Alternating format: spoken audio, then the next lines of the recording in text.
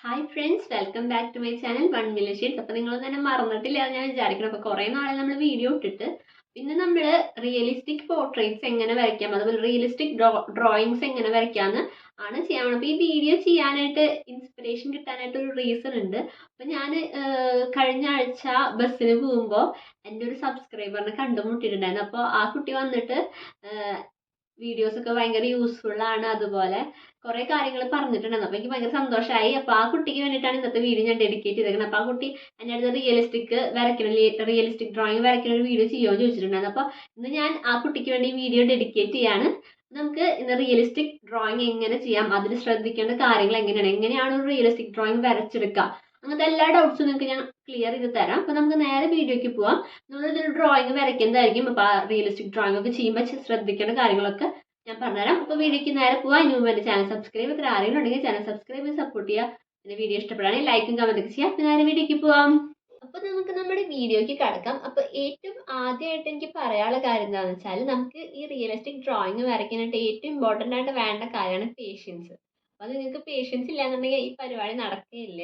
അപ്പോൾ ഒറ്റ ദിവസം കൊണ്ട് വരച്ച് തീർക്കാൻ പറ്റില്ല നമുക്ക് എന്തായാലും. ഇപ്പോൾ കുറേ മണിക്കൂറുകൾ ഇരുന്നിട്ട് ഓരോ പോർഷനും അതുപോലെ മീൻസ് അത്രയും ഡീറ്റെയിലിംഗ് കൊടുത്താലാണ് റിയലിസ്റ്റിക് ഡ്രോയിങ് ചെയ്യാൻ പറ്റുള്ളൂ. അപ്പോൾ ക്ഷമ ഏറ്റവും ഇമ്പോർട്ടൻ്റ് ആയിട്ടുള്ള കാര്യമാണ്. അപ്പോൾ അതില്ലാന്നുണ്ടെങ്കിൽ നിങ്ങൾക്ക് അതിന് വരയ്ക്കാനേ പറ്റില്ല. അപ്പോൾ തന്നെ ഒറ്റ ദിവസം കൊണ്ട് തന്നെ വരച്ച് തീർക്കണമെന്നില്ല. അപ്പോൾ ഇന്ന് കുറച്ച് പോർഷൻ വരയ്ക്കുക, പിന്നെ അത് കഴിഞ്ഞ് പിറ്റേ ദിവസം കുറച്ച് പോർഷൻ വരയ്ക്കുക, അങ്ങനെ വരച്ചിട്ട് വേണം നമ്മൾ റിയലിസ്റ്റിക് ഡ്രോയിങ് ചെയ്യാനായിട്ട്. പിന്നെ ഞാൻ ഒരു ഏറ്റവും സിമ്പിൾ ആയിട്ടുള്ള ഒരു ഡ്രോയിങ് ആണ് ചെയ്യണേ. അപ്പോൾ അതിൽ നിങ്ങൾക്ക് ഞാൻ കാണിച്ചു തരാം എങ്ങനെയാണ് കാര്യങ്ങൾ, എങ്ങനെയാണ് ഷെയ്ഡിങ് ഒക്കെ ചെയ്യണേന്നൊക്കെ. പിന്നെ കുറേ ടൂൾസ് ഒക്കെ ഞാൻ ഇവിടെ യൂസ് ചെയ്യുന്നുണ്ട്. അപ്പോൾ അതൊക്കെ ഞാൻ എക്സ്പ്ലെയിൻ ചെയ്ത് തരാം. അതുപോലെ ഡിസ്ക്രിപ്ഷനിൽ ഞാൻ ഇടാം ഞാൻ യൂസ് ചെയ്യണ പ്രൊഡക്ട്സ് ഒക്കെ. അപ്പോൾ നിങ്ങൾക്ക് ഒരുപാട് എക്സ്പെൻസീവ് ആയിട്ട് ടൂൾസ് ഒന്നും ആവശ്യമില്ല. അപ്പോൾ ഞാൻ എങ്ങനെയാണെന്ന് കാണിച്ചു തരാം. എനിക്ക് കുറച്ച് മടിയുള്ള കൂട്ടത്തിലാണ്. അപ്പോൾ നിങ്ങൾ മടിയൊന്നും കാണിക്കാൻ പാടില്ല. മടി ഉണ്ടെന്നുണ്ടെങ്കിൽ ഈ റിയലിസ്റ്റിക് ഡ്രോയിങ് നടത്താനായിട്ട് കുറച്ച് ബുദ്ധിമുട്ടായിരിക്കും. അപ്പോൾ ഞാൻ നിങ്ങൾക്ക് കാണിച്ചു തരാൻ വേണ്ടി ഏറ്റവും സിമ്പിൾ ആയിട്ടുള്ള ഇമേജ് ആയിട്ട് എടുത്തേക്കണം. അപ്പം നെക്സ്റ്റ് വീഡിയോയിൽ നമുക്ക് ഗ്രിഡൊക്കെ ഇട്ടിട്ട് ഉള്ളൊരു ഇമേജ്, ഇത്തിരി കൂടി ഡിഫിക്കൽട്ട് ആയിട്ടുള്ളൊരു ഇമേജ് വരയ്ക്കാം. ഇന്ന് ഞാൻ കാര്യങ്ങൾ എങ്ങനെയാണെന്നൊക്കെ ഉള്ളത് കാണിച്ചു തരാൻ വേണ്ടി മാത്രമായിട്ട് ഏറ്റവും സിമ്പിൾ ആയിട്ടുള്ളൊരു ഇമേജ് ആണ് എടുത്തേക്കണേ. അപ്പോൾ നമുക്ക് അത് വരച്ച് സ്റ്റാർട്ട് ചെയ്യാം. അത് കഴിഞ്ഞ് അതിനൊപ്പം നമുക്ക് എന്തൊക്കെയാണ് ശ്രദ്ധിക്കേണ്ടതെന്നൊക്കെ അതിനൊപ്പം പറഞ്ഞു പോവാം. ഇന്ന് നമ്മൾ ഈ ഒരു ആപ്പിളിൻ്റെ ഫോട്ടോയാണ് വരയ്ക്കുന്നത്. അപ്പോൾ ഇതുപോലെ റിയലിസ്റ്റിക് ആയിട്ട് തന്നെ നമുക്ക് വരച്ചെടുക്കണം. അപ്പോൾ ഇതിന് ഞാൻ ഗ്രിഡൊന്നും ഇടണില്ല, ജസ്റ്റ് ഇതൊന്ന് ഔട്ട്ലൈൻ ചെയ്ത് ആദ്യം എടുക്കാം. ഇത് ഔട്ട്ലൈൻ ചെയ്യുന്നത് കാണിക്കേണ്ട ആവശ്യമില്ല. അപ്പോൾ സിമ്പിളായിട്ട് ഇതുപോലെ ഞാൻ ഔട്ട്ലൈൻ ചെയ്തെടുത്തിട്ടുണ്ട്. എന്നിട്ട് ഏകദേശം ആ ഒരു ഷേപ്പ് ആക്കിയിട്ട് എടുത്തിട്ടുണ്ട്. കറക്റ്റ് ആ ഷേപ്പ് അല്ല കേട്ടോ, ഇത് കുറച്ച് ഡിഫറെൻ്റ് ഉണ്ട്. അപ്പോൾ ഗ്രിഡൊക്കെ വരയ്ക്കുമ്പോൾ നിങ്ങൾക്ക് ഇപ്പോൾ വേറെ ഇമേജസ് ഒക്കെ വരയ്ക്കുമ്പോൾ അതേപോലെ ഷേപ്പിൽ വരണം. അപ്പോൾ അതിപ്പോൾ ഇവിടെ നമുക്ക് അത്ര ആവശ്യമില്ല. പിന്നെ ഇവിടെ ഞാനിപ്പോൾ യൂസ് ചെയ്യണ പെൻസിലൊക്കെ കാണിച്ചു തരാം. ഇതൊരു ചാർക്കോൾ പെൻസിലാണ്. പിന്നെ ബാക്കിയുള്ളതൊക്കെ കഴിയാറായി, കുറേ വരച്ചിട്ടുള്ളതാണ്. ഇത് ബ്രിസ്റ്റോൻ്റെ പെൻസിൽസാണ്. ഇപ്പോൾ ഇതാണ് ഞാൻ കറൻ്റ്ലി യൂസ് ചെയ്തുകൊണ്ടിരിക്കുന്ന പെൻസിൽ. പിന്നെ ഇതുപോലെ 2-3 ബ്ലെൻഡിങ് സ്റ്റംസ് വേണം. പിന്നെ ഇതുപോലെ ഒരു ക്യൂട്ടിപ്സ്, അത് ഇതുപോലെ നന്നായിട്ട് കൊളായിട്ടൊക്കെയാണ് ഇരിക്കുന്നത്, അത് നോക്കണ്ട. പിന്നെ ഒരു ബ്ലെൻഡിങ് ബ്രഷ്, മേക്കപ്പ് ബ്രഷാണ് ഇവിടെ ഉള്ളത്, ഞാൻ യൂസ് ചെയ്തേക്കണത്. ഇത് വേണം. അപ്പോൾ മേക്കപ്പ് ബ്രഷ് അല്ലാന്നുണ്ടെങ്കിൽ വേറെ ഏത് ബ്രഷായാലും കുഴപ്പമില്ല. പിന്നെ ഇതുപോലെ ഒരു 5 രൂപയുടെ റബ്ബറും ഒരു കട്ടറും വേണം. പിന്നെ ഇത് ഇമ്പോർട്ടൻ്റ് ആയിട്ടുള്ളൊരു സാധനമാണ്, സാൻഡ് പേപ്പറാണിത്. ഇതിൻ്റെ യൂസ് എന്താണെന്ന് ഞാനിനി വരുമ്പോൾ കാണിച്ചു തരാം. ഇത് ഇമ്പോർട്ടൻ്റ് ആയിട്ടുള്ളൊരു സംഭവമാണ്.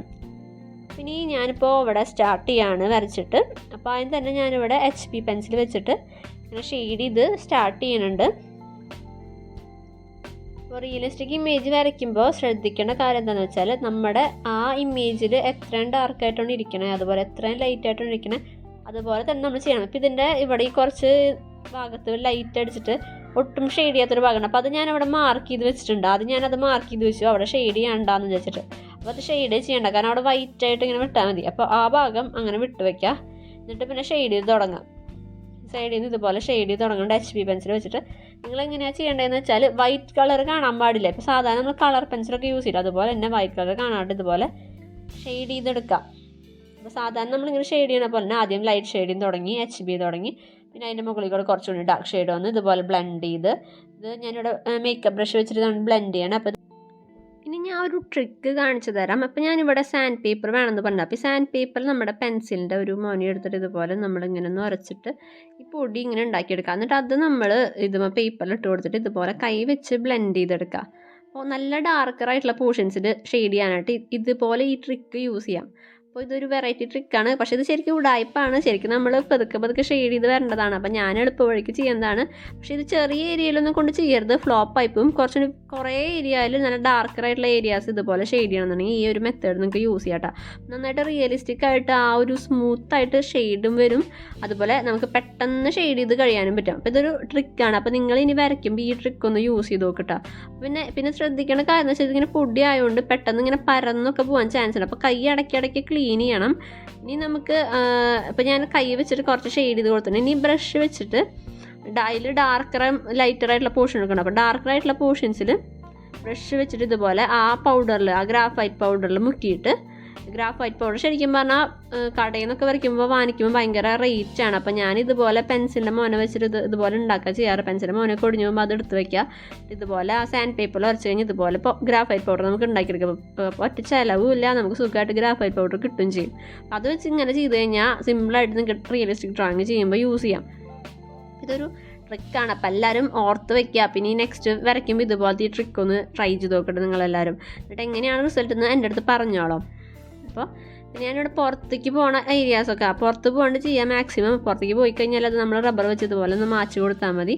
എന്നിട്ട് നമ്മൾ ഫുള്ള് ഇതുപോലെ ബ്ലെൻഡ് ചെയ്തെടുക്കുക. പിന്നെ ആ മുകൾ ഭാഗത്താണ് ലൈറ്റ് അടിക്കണം, അവിടെ ലൈറ്റ് ഷെയ്ഡ് ഇങ്ങനെ കൊടുത്തിട്ട് ബാക്കി പോർഷൻസ്, ഡാർക്കറായിട്ടുള്ള പോർഷൻസ് ഇതുപോലെ ബ്രഷ് വെച്ച് തന്നെ കൊടുക്കുക. പിന്നെ ചില ഏരിയാസ് പെൻസിൽ വെച്ചിട്ട് ഇതുപോലെ കൊടുത്തിട്ട് ഇങ്ങനെ ബ്ലെൻഡ് ചെയ്ത് കൊടുക്കുക. പിന്നെ നമ്മുടെ ഇമേജ് എടുത്ത് വെക്കുക സൈഡിൽ. എന്നിട്ട് അതിൽ നോക്കിയിട്ട് എവിടേക്കാണ് ഡാർക്ക് ഷെയ്ഡ് വരുന്നത് അതൊക്കെ നോക്കിയിട്ട് ഇതുപോലെ നമ്മൾ അവസാനം ഒന്ന് ഡീറ്റെയിലിംഗ് ചെയ്ത് കൊടുക്കേണ്ടി വരും.